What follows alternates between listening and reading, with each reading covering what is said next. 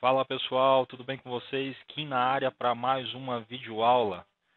Respondendo hoje algumas dúvidas que vocês mandaram, abordando o tema pivô, né? Vamos falar um pouco sobre como operar rompimento de pivô. Uma das perguntas que eu também recebi foi como evitar falsos rompimentos, tá? Então, ao longo da apresentação, né, eu vou trocando aí algumas ideias com vocês, passando a minha maneira de ler a formação de pivô, tá? E depois a gente vai falar um pouco mais sobre essa questão aí de rompimento falso, ok? Sejam muito bem-vindos e, claro, os meus parabéns aí por estar buscando mais conhecimento. Sem sombra de dúvidas, esse é o seu melhor investimento. Bom, vamos lá. Rompimento de pivô.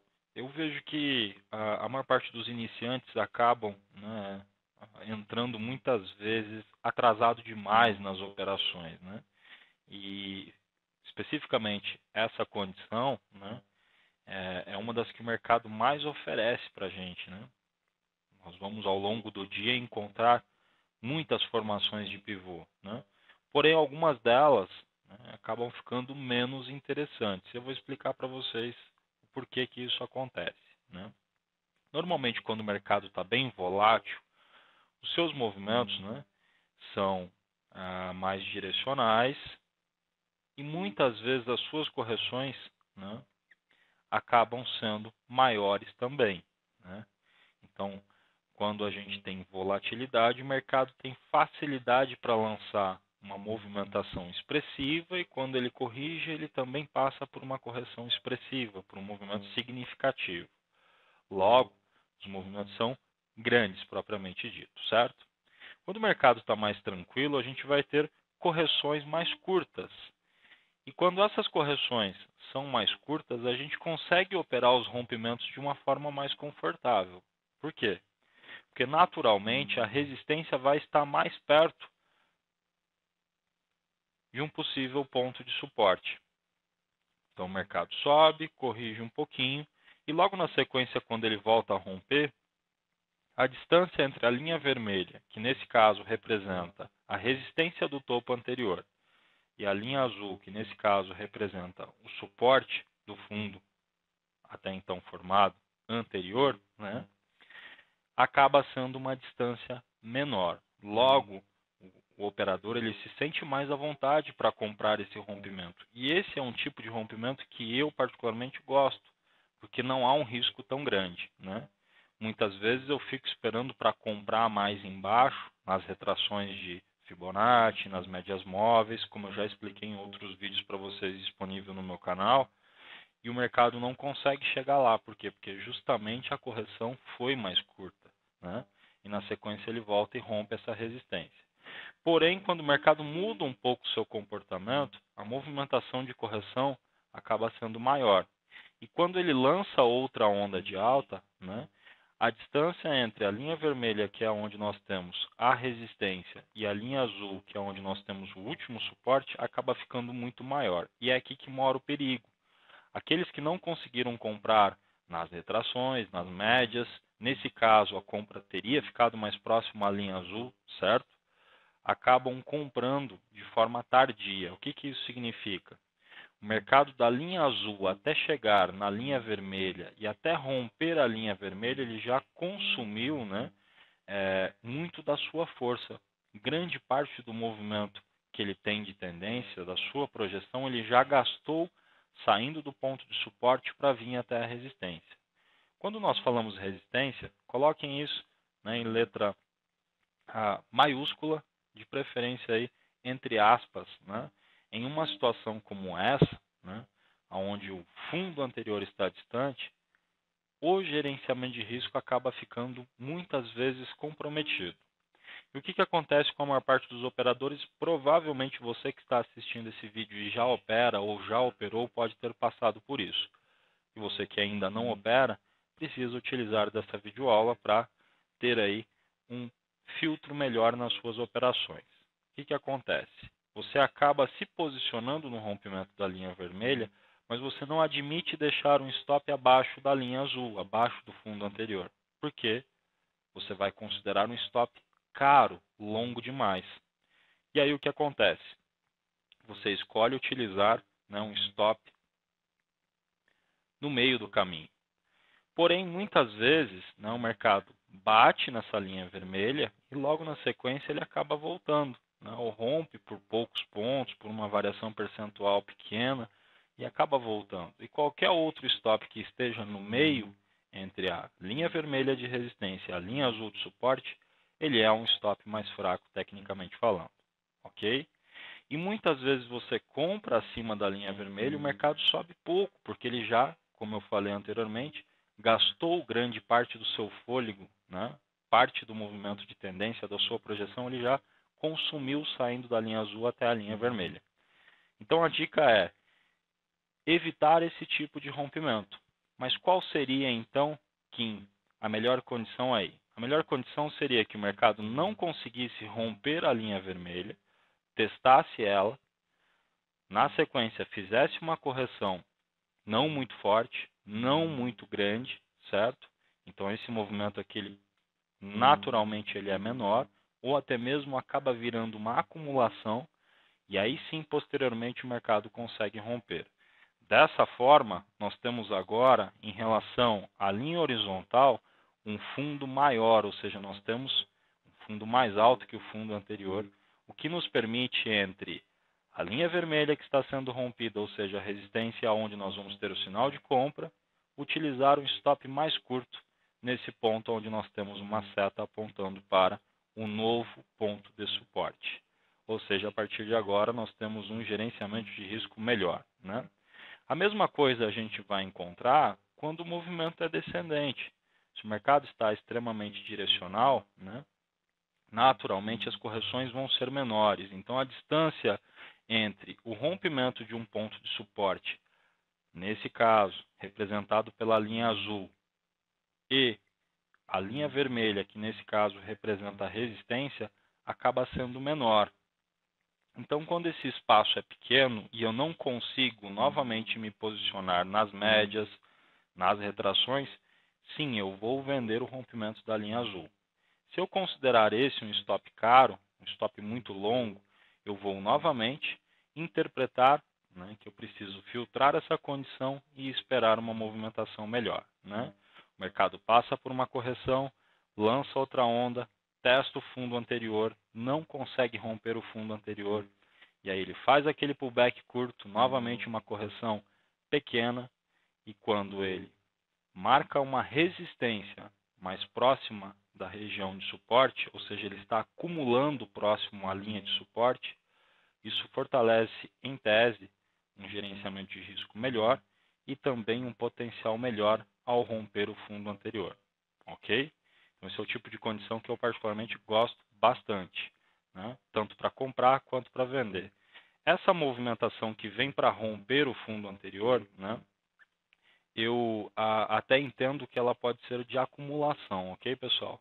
Não necessariamente o mercado precisa, né, romper já logo na próxima onda. Ele pode passar por um período ali, 15, 20 minutos, meia hora, dependendo da condição de mercado, até mais do que isso, e depois rompe a linha azul, ok? Legal. Agora vamos para alguns exemplos práticos aqui, né? Bom, nós temos aqui um gráfico onde o mercado demonstra bastante volatilidade, no movimento longo de tendência para baixo, enfim, todo um histórico do lado esquerdo. Mas o que a gente vai estudar neste exemplo é exatamente essa forte movimentação de alta, essa movimentação de correção.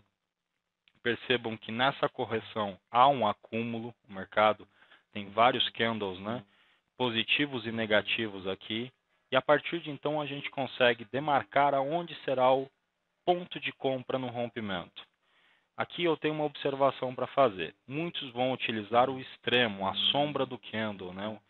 Vão colocar o start 1, 2 centavos acima, né? Outros vão colocar muitas vezes um start no maior número de toques, onde os candles tocaram várias vezes.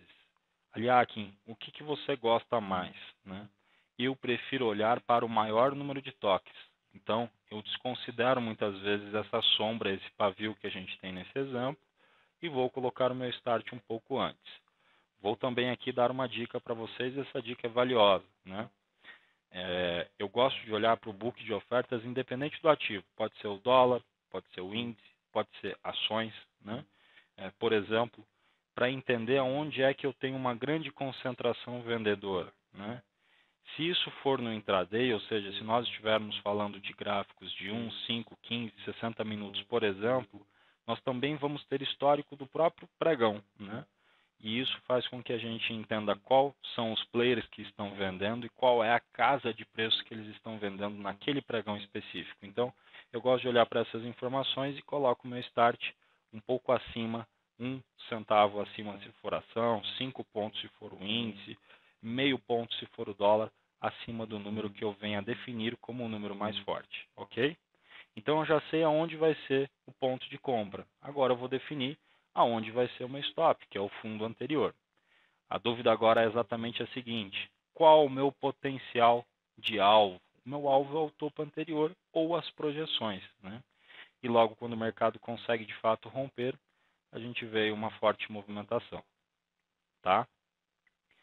No próximo exemplo, a gente vai ter uma situação muito bonita também, né? Que é para a venda. A gente vê também um gráfico bem volátil, o mercado passa por uma correção, depois deixa topo duplo e logo na sequência ele passa por uma movimentação de queda, volta a corrigir em relação a essa queda, então ele não rompeu o fundo anterior de cara, o que é um erro, na minha opinião, né? Onde muitos acabam vendendo, faz uma correção curta, novamente ele cai um pouco, passa por mais uma correção curta. Eu já consigo definir aonde vai ser a minha venda. A minha venda vai ser rompendo a linha azul, a linha inferior, né, onde eu tenho, de novo, o maior número de toques. E eu vou interpretar o book de ofertas. Se for um gráfico intraday, eu também vou tentar entender aonde é que os players estão segurando esse ativo, qual é o maior suporte para o dia, né, e vou colocar o meu start de venda no rompimento. A partir de então, eu já sei aonde vender. Falta descobrir aonde é o nosso stop, que vai ser no topo anterior, né? E aonde é o nosso alvo, que vai ser no fundo anterior ou nas projeções. Eu tento sempre fazer uma combinação dessas informações, tá, pessoal?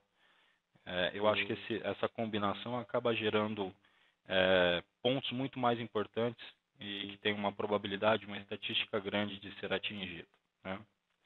Olha o que acontece na sequência, o mercado acaba descendo e indo buscar os seus alvos.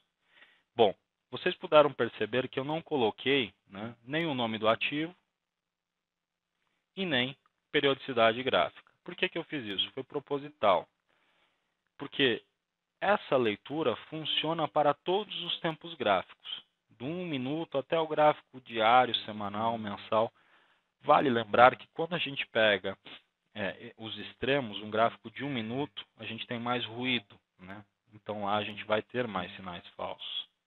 Quando a gente vai para um gráfico semanal, para um gráfico mensal, as condições demoram tanto para se formar, e nesse período que elas demoram para se formar, existem tantas variáveis que podem influenciar, que fazem, né, determinadas leituras ter mais ruído, né? Ser mais influenciado por situações que não estão no nosso controle propriamente dito, em outras palavras, tá ok? Então, no 1 minuto, qualquer padrão ele vai ser mais arriscado, porque tem mais ruído. E num gráfico mensal, por exemplo, num gráfico anual, tem tantas notícias que saem durante uma única formação de candle, né? Ou seja, durante um mês, que acabam gerando mais distorções na nossa leitura, tá bom? Com relação à pergunta que vocês fizeram sobre como filtrar rompimento falso, eu particularmente procuro me concentrar em encontrar os melhores rompimentos, aqueles que vêm acompanhado de volume, quais são os horários que eu estou operando, né? Se eu estou operando próximo da abertura do Dow Jones, se eu estou operando perto de uma notícia, ou se eu estou operando no que nós chamamos de horário chato. O que seria o horário chato? Aquele horário entre as 13 e as 15, entre as 13 e as 15h30, né, que a gente chama de horário chato para o mercado. Naturalmente, o volume diminui nessa nesse período, tá? Bom, isso tudo faz com que a gente evite rompimentos falsos? Não, mas faz com que a gente minimize, né, as nossas violinadas, digamos assim, né? Então, não há uma receita, né, não há um setup que vai te trazer 100% de acerto de jeito nenhum. Então, não se preocupem muito com isso, mas se preocupem em criar filtros.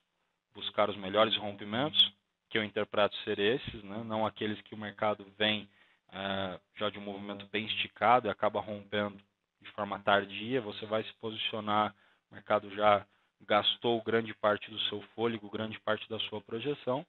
A outra questão é ficar de olho em qual é a volatilidade que o mercado está. Às vezes o mercado está mais estreito mesmo, e você está esperando uma performance maior do mercado, e não é isso que ele está te oferecendo, né? Então é mais uma dica que eu posso passar para vocês. E o volume, né? Acho que o rompimento precisa ser acompanhado de volume. Eu imagino que você deva estar se perguntando exatamente se a gente deve ou não esperar o candle fechar abaixo ou acima dos rompimentos. Eu, Aliakin, não utilizo mais essa estratégia. Eu não espero candle nenhum fechar, pessoal. Eu prefiro antecipar, né?